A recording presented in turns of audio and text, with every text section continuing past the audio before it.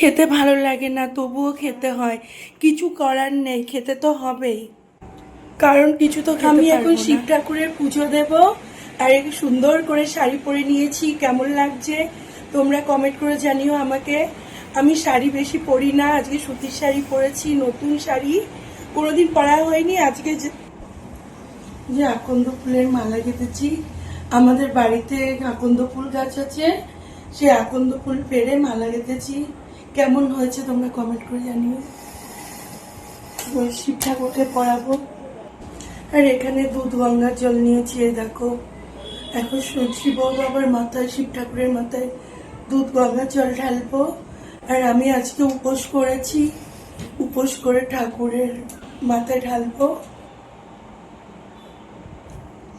এখন ঠাকুর পুজো দিয়ে নিচ্ছি, ধূপকাঠি দেখিয়ে নিচ্ছি, এদিকে প্রদীপ দেখিয়ে নেব।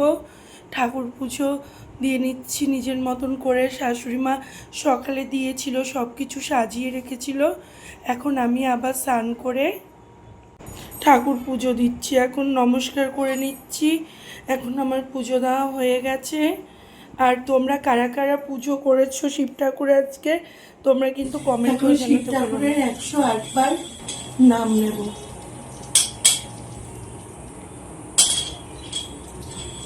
দেখছোই তো আমি আজকে শাড়ি পরেছি অনেকদিন পর, আর ভালো বইয়ের মতন শাড়ি পরে পুজো। এই দেখো আমি এখন সাবু মাখা খাচ্ছি।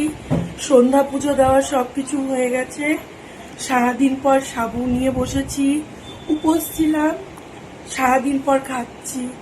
আর সাবু মাখা খেতে অতটা আমি পছন্দও করি না, আমার ভালো লাগে না, কিন্তু খিদে পেয়েছে, কি করব। আজকে তো জালের জিনিস খেতে। আজকের মতন এইটুকুই। ভিডিওটা যদি ভালো লাগে লাইক কমেন্ট করে দিও। তোমরা সুস্থ থেকো, ভালো থেকো।